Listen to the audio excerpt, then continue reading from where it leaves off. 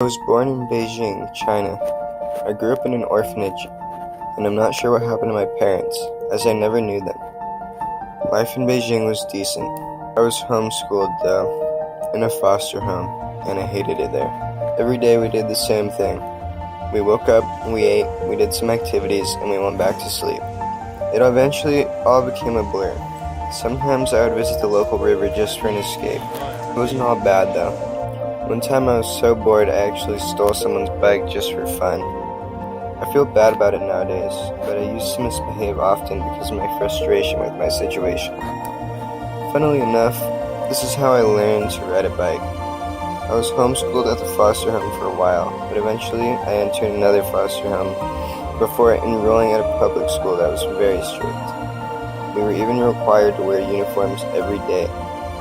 I was required to pass exams to enter both the foster home and the public school.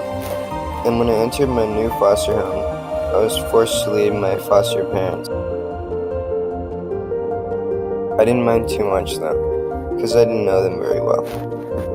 While life at the foster home was boring, it was bearable.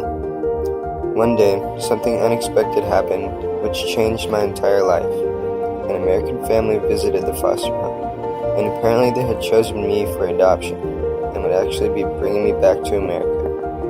I was very upset. I didn't want to leave my home for a place I knew nothing about, with people who were complete strangers. I was very shy around my new parents at first.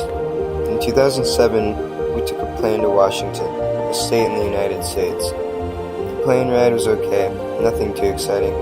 In fact, it was pretty boring, being 24 hours long. When we arrived, however, that's when things became interesting. This new situation was very strange to me. I wasn't used to having a family, so it was very odd having to live with one. I didn't speak English, and so it was extremely difficult for me to communicate. To make up for this, I took an English class for a couple of years. I was placed in second grade, again, even though I had already taken it in China. This was because of the time that it took me to learn English in school. I struggled in school at first, being sent to detention many times. The culture of America was also very different from that of China. But that wasn't always a bad thing. One of the first things I noticed was how varied the people and cultures of America were compared to China's, with people of all backgrounds and walks of life coexisting.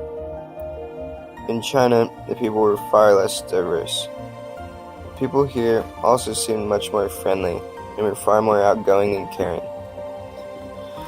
Additionally, China is a communist society, and as such, they control much of what its citizens can do or say, or view in the media.